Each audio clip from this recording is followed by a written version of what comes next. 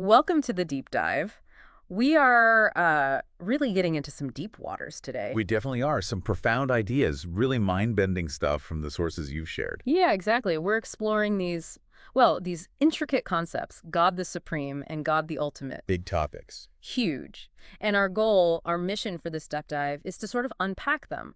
We're looking at sources like papers 117, 106, and the notes and summaries you sent. Right. We want to understand these, let's call them divine personalities, what they mean for the universes, how they actually evolve. Which is a radical idea in itself. Totally. And crucially, where your own life, your choices fit into this massive cosmic picture. And that point about evolution is key. Yeah. What's so revolutionary, I think, in these sources is this view of deity not as just, static perfection. Right, unchanging. Exactly. Yeah. But as something dynamic, experiential, deity growing, becoming more complete through our experiences, through the lives of created beings. It really shifts your perspective.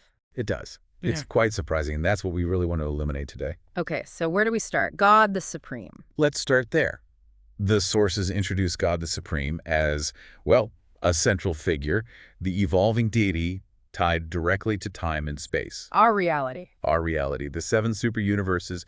Think of the Supreme as the finite God, the God of this evolutionary experience we're all in. And one of the first things that jumps out from paper 117, I think, is how we are linked to this, our actions. Yes, that connection is fundamental. It says, let me find it.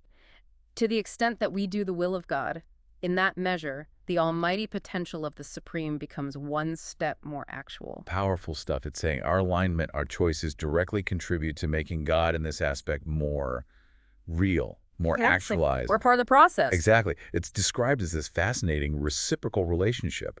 The parts individuals, creatures like us, even the structures of the universe as we evolve, and that reflects the Supreme's growth. And the Supreme, in turn, is like the sum total. Kind of the cumulative total, yeah. The grand synthesis of all that evolution happening across the entire grand universe. So the sources call us evolutionary and experiential reciprocals. That's the phrase they use. From our finite viewpoint, we are mirrors reflecting each other's growth, in a way. And this whole process, the Supreme's actualization, it's presented as, well, inevitable. Woven into the plan. Seems so. Yeah. And it's not just spirit, right? The Supreme is a synthesis. Right. It brings together mind, matter, which the sources trace back to the conjoined actor, the infinite spirit. The third person of the Trinity. Yeah, and spirit itself, obviously. And the amazing part is that we, mortals, contribute to weaving these together through our decisions, our relationships. Especially loving relationships, the sources seem to emphasize. But there's a timing aspect, too, isn't there? The Supreme isn't fully formed yet. That's a key point. While the potential for God the Supreme has been around since the super universes began billions of years, the personality aspect, what the sources call the Supreme Being, that full actualization comes much, much later. Okay, when does that happen? Only when the universes, all seven super universes, reach a state the sources call light and life. A kind of settled, mature state. Okay, that actually brings up something important. The sources use a few terms around Supreme that sound similar. They do, and it's easy to get them confused. We should definitely clarify those. Yeah, let's break those down. All right, so first you have God the Supreme. This is the deity as it's evolving right now. Throughout the super universes centered in Havona. A present. Revolving reality, functioning as this personal spirit reflection of the Paradise Trinity that finite beings like us can sort of connect with. Got it. Then the Supreme Being. The Supreme Being is the result, the full fruition, the completed personality of God the Supreme. The future state. Exactly. It represents the deity unity that's achieved through all the combined experiences of evolutionary creatures and creators across time and space. It emerges fully only when the whole grand universe hits that light and life stage. Spiritual maturity, cosmic harmony, that kind of thing. That seems to be the gist of it, a settled state of living the divine will. Okay, that makes sense. God the Supreme now. Supreme Being is the future completion. What about God the Almighty Supreme? That sounds powerful. It is. This term refers more to the administrative power, the sovereignty aspect of supremacy. Like running the universes. In a way, yes. The title Almighty signifies this huge power, but the sources say it comes from the combined experiences and achievements of all the creators in the master universe. Not just creatures like us. No, this includes creator sons, ancients of days, master spirits, the whole hierarchy of creative and administrative beings. Their contribution fuels this power aspect. So when does this almighty supreme power really manifest? It emerges fully alongside the Supreme Being when the grand universe is settled in light and life. The Almighty Supreme will then hold administrative authority over the entire grand universe, all 700,000 local universes. Whoa, that's vast. It is. The sources compare it to how a master Michael son, like Christ Michael for our universe, holds sovereignty over his local universe, but scaled up massively. Okay, so trying to summarize supremacy, there are these two sides emerging. That's a good way to put it. The sources frame it as two crucial phases or aspects reaching fullness together.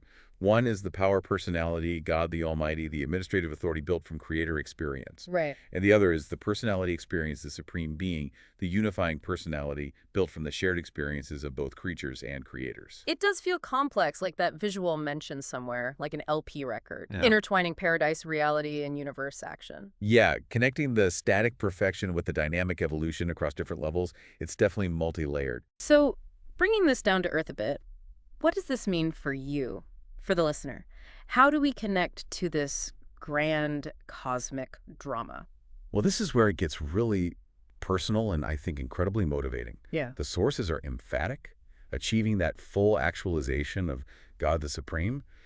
It's not just up to the big cosmic players. It needs us too. Absolutely. It fundamentally relies on the dedicated effort of all experiential beings, every single creature choosing to live in alignment with God's will. That passage you mentioned earlier really drives that home, doesn't it? It does. If all grand universes should ever relatively achieve the full living of the will of God, Then would the time-space creations be settled in light and life? and then with the Almighty, Mm-hmm. become actual in the emergence of God the Supreme. So universal perfection is tied to universal alignment with divine will. It's a collective project. A vast collective project, which Yeah. then raises the question about your individual choices, right? Do they Yeah. really matter on that scale? Yeah, does my choosing right over wrong today actually Yeah. register? According to these sources, absolutely yes. Unequivocally.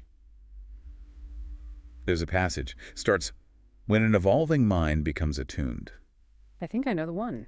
It explains that every single step any creature takes aligning mind, spirit, personality with divine leading, like from your indwelling adjuster, that fragment of God within, Each step. literally advances the actuality of the supreme and the divinity of supremacy. Just a little bit, but it adds up across trillions of beings over ages. That is a huge thought. It puts everyday morality in a cosmic context. It really does. And it helps maybe make sense of the contrast the sources draw. They talk about worlds settled in light and life. Where kids grow up just knowing and living God's will kind of naturally. Seems like it. Compared to our world, currently marked by, well, chaos, conflict, lots of emphasis on self-will. Yeah, definitely not light and life yet. Not quite. And seeing that difference helps explain why reaching that universal harmony and the Supreme's full actualization takes such an incredibly long time. So, practically speaking then, how do I live this will of God day to day? What does that look like? Well, the sources don't portray it as some complex mystical exercise for most people. Mm-hmm. It's framed more as a daily practice of moral choice. Right versus wrong. Fundamentally, yes. At each decision point, consciously choosing the higher path. The sources suggest actually pausing and asking, what would the Father do? Or perhaps more relatably for many, What would Jesus do? exactly. They really emphasize studying Jesus' life and teachings as the best example we have of living the divine will in human form. So that daily effort, those small choices, that's our direct contribution. That's presented as your direct contribution to the evolution of God the Supreme. Not just your own spiritual growth, but a form of cosmic service. Wow. That reframes things significantly. There's a lot to take in. It is, but now we need to shift gears, right? Because the Supreme isn't the end of the story in these sources. There's God the Ultimate. Indeed. God the Ultimate takes us beyond the familiar territory of the grand universe, beyond the finite, Into even grander scales. much grander. The Ultimate is presented as a deity functioning in relation to the outer space levels of the master universe. Realms inhabited by beings the sources call absonite. Absonite, meaning beyond the absolute, but not quite infinite, kind of bridging the gap. Something like that. Transcending our finite time-space conception of reality. The relationship is described similarly to the Supreme's evolution. How so? Just as the Supreme grows from divinity potentials within our grand universe, Right. God the Ultimate eventuates or comes into being from potentials in those transcended time-space domains, the outer space levels. Drawing power and reality from those realms and the absentite beings there. Yeah, that seems to be the idea. And the ultimate's major phase of eventuation really kicks off after the Supreme is fully actualized. So it's sequential in a way. Supreme first, then ultimate takes center stage. That appears to be the cosmic timeline presented. And what's the ultimate's function? The sources call it a super supreme eventuation. Yeah, that term suggests its scale. I use a comparison that might help. Right. The Supreme is the unification of the Paradise Trinity as comprehensible to finite beings like us. Right. Relatable on our level. The ultimate, then, is the unification of the Paradise Trinity as comprehensible to absentite beings. Ah, so it serves a similar purpose, making deity understandable, but for beings on a much higher level of reality. Precisely. It's the next step up, facilitating comprehension and connection for those existing beyond the finite. So both the supreme and the ultimate, they fit into the universal Father's overall plan. Absolutely. The sources place them firmly within that context. The Father is using what they call the mechanism of evolutionary deity. Mechanism, like a tool. Maybe more like a divine process, a way for personality focalization and power mobilization, gathering and focusing divine reality on successive universe levels. Finite level with the supreme, absentite level with the ultimate. And the sources hint at even more beyond that, right? With the absolute. They do mention God the Absolute, operating on yet another level. It suggests this pattern continues. And there's this incredible idea that the original paradise deities, Father, Son, Spirit, who are eternal in the past, Existential, yes. they're somehow going to be personality complemented in the future by these evolutionary deities once they're fully actualized. Yeah, it's like the journey of creation itself, embodied in the Supreme and Ultimate, adds something experiential back to the eternal Godhead. An enrichment. But it's crucial to understand how these evolutionary deities are different from the Paradise Trinity, isn't it? Very crucial. The sources are quite specific about this. They aren't existential. They didn't always exist. Correct. They are not past eternals. They're described as future eternals. Once actualized, they'll exist forever onwards. But they have limits, Yeah. conditioned by time and space or the transcendental realms. Exactly. Time-space condition for the Supreme, transcendental condition for the Ultimate. They had historic universe origins. They had a beginning. A personality beginning, yes. They eventuated were brought forth by the actions of the paradise deities acting within the potentials of the cosmos. So no end, but definitely a starting point. Not unqualifiedly eternal or infinite like the Father, Son, and Spirit. That's the distinction the sources make. They are actualizations of eternal potentials, but not eternal in the same sense themselves. The analogy used is like step-up guidance counselors. I like that analogy. Helping beings navigate and comprehend reality as they progress through these vast cosmic levels towards paradise. And their own growth, their eventuation, adds this layer of experience back to the Trinity. Yes, that seems key. They embody the experience of growth, of becoming, of achieving divinity through struggle and choice, and that experiential reality enriches the primal deities. Okay, wow. That's a journey we've just taken. It's a deep dive, all right. Definitely. Wrapping my head around it, the sources really paint a picture of deity that's so dynamic, so evolutionary, so experiential, very different from a purely static view. It brings it back to that core message, doesn't it? Yep. Your choices, your growth, your efforts to align with divine will, they're not just personal. They're cosmic. They are profoundly connected to the actualization of God on multiple levels.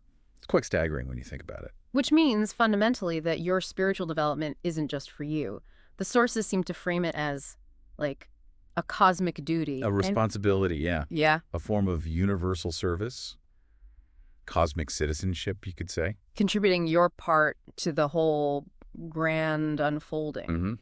And that future picture, the Supreme emerging fully, paving the way for the ultimate. It suggests the entire universe is on this path of growth and divine realization. From the smallest choice to the grandest scale. Across all levels. So maybe the thought to leave everyone with today, drawing directly from all this, is really grappling with this. What does it actually mean for how you see your life, your purpose, your everyday decisions? To internalize the idea that every single step you take towards living God's will is directly contributing to the ongoing evolution, the actualization of deity itself within this immense cosmic tapestry. How does that shift your perspective on your own significance? Yeah, how does that change things? It's profound. Definitely something to ponder. We've gone deep today, but like you hinted, there's always more. The sources mentioned God the Absolute. The next level up again. Maybe that's a topic for a future deep dive. Continuing this journey through the origins, history, and destiny laid out in these fascinating materials. Could be. There's certainly more to explore.